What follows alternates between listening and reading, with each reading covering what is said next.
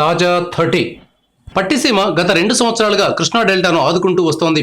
కృష్ణానది మీద ప్రాజెక్టులు పెరిగిపోవడంతో డెల్టా దాకా నీళ్లు రావడం గగనమైపోతోంది.